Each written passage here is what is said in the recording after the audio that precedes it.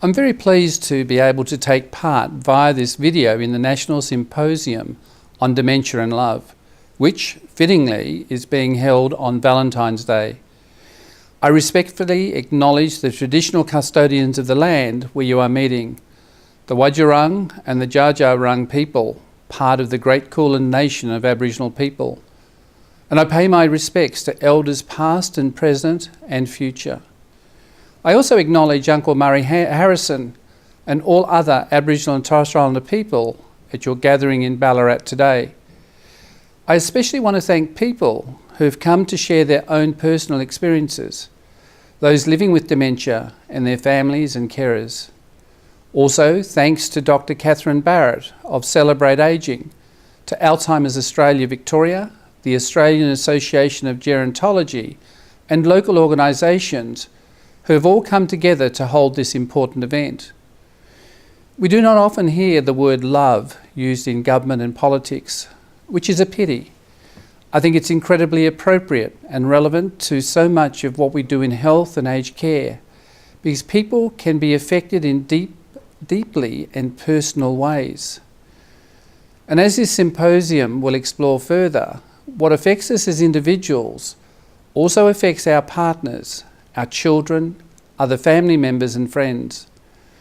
It's important that when people experience a life-changing illness or condition, they are not isolated and their humanity and dignity is honoured and respected. These people do not lose the need to give and receive love, nor the right to have their emotional and physical needs met. Yet sometimes that need in older people is forgotten or overlooked, particularly for people with dementia, which can be one of the most difficult diagnoses to deal with for those affected and their loved ones.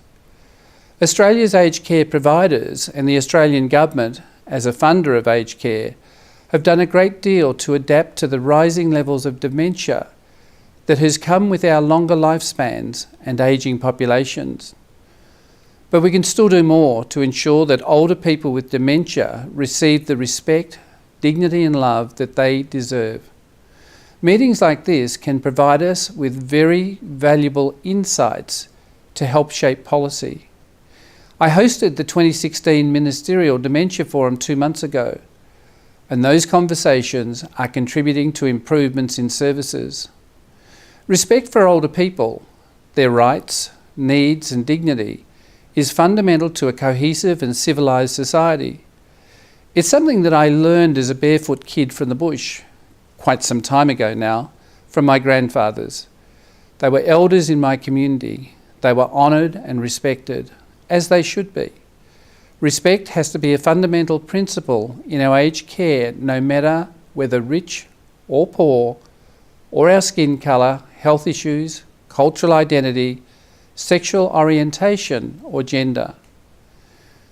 Now we much better understand the older people from LGBTI groups, from diverse cultural and linguistic backgrounds, and for Aboriginal and Torres Strait Islander people, regardless if they have dementia, have experienced fear and discomfort in residential care. They, like many with dementia, have experienced discrimination and isolation, and loved ones have also felt helpless, afraid that their own rights will not be recognised. We have a national LGBTI strategy for ageing and aged care in place for 4 years. We have also had a called strategy. These strategies send a message to everyone, including to all aged care providers, that institutionalised discrimination based on cultural background and sexual orientation is no longer acceptable. The workforce has received widespread training to increase their awareness of the needs of people from diverse groups, which has made a big difference. We are developing a new diversity framework developed in partnership with representatives of the LGBTI and COLD communities, along with representatives of the Aboriginal and Torres Strait Islander communities. We're also funding a range of other initiatives to promote dementia. Friendly communities by advising, training and supporting dementia carers, and rapid response teams to provide specialised support to residential aged care homes. We're establishing specialist dementia care units across primary health network regions to provide specialised care for people with severe behavioural and psychological symptoms of dementia. These services bring the best expertise and skill to the complex challenges of advanced dementia symptoms and behaviours. Working together is the key to delivering the right care in the right way through your insights and generosity in sharing your stories. This is combined with a workforce that is properly trained and supported, culturally competent, and able to deliver care in safe and appropriate ways. I congratulate all of you on the symposium. I look forward to hearing your ideas so together we can improve the aged care experience for people living with dementia and to put the values of love and service at the heart of what we do.